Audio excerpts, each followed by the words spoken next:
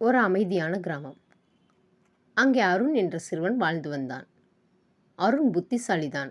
ஆனால் ஒரு பெரிய பிரச்சனை, அவனது சோம்பேறித்தனம்.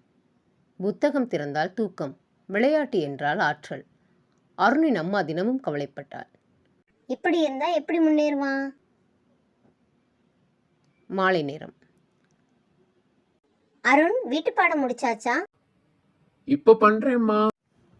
ஆனா அந்த இப்போதான் எப்பன்னு தெரியல. அடுத்த நாள் பள்ளியில். அருண், உன் ஹோம்ஒர்க்? அருண் தலையை குனிந்தான். நண்பர்கள் சிரித்தார்கள். அருணின் மனசு உடைந்தது. ஆனால் பழக்கம் மாறவில்லை. ஒரு நாள் இரவு. அருணின் அப்பா ஒரு புதிய ஆப் நிறுவினார். இது ஒரு ஏஐ உதவியாளர், பெயர் அறிவுக்குரல். அருண் ஆர்வமாக திறந்தான். வணக்கம் அருண், நான் உனக்கு உதவ தயாராக இருக்கிறேன். அருண் உடனே கேட்டான், சூப்பர், நீ எல்லா ஹோம்ஒர்க்கையும் செஞ்சு தருவியா? நான் உனக்கு வழி காட்டுவேன், ஆனா நடக்க வேண்டியது நீதான்.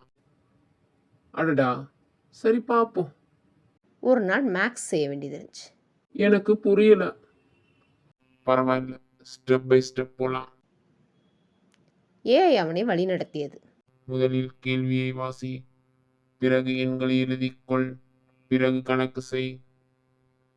அருண் மெதுவாக செய்து முடித்தான். அவன் கண்கள் பிரகாசித்தது. ஓஹோ, நான் செய்ய முடிஞ்சதே. நாட்கள் சென்றன. அருண் இப்போது தினமும் 20 நிமிடம் படித்தான். சந்தேகம் வந்தால் ஏஐயிடம் கேட்டான். விளையாட்டுக்கும் நேரம் வைத்தான். அம்மா ஆச்சரியப்பட்டாள். அடடா, இது நம்ம அருணா? ஏஐ அமைதியாக பார்த்தது. ஒரு நாள் அருணுக்கு பெரிய அசைன்மெண்ட். அவன் சோர்ந்து போனான். ஏஐ, நீயே செய்துத்தா, எனக்கு சோம்பேறித்தனமா இருக்கு. சில நொடிகள் அமைதி.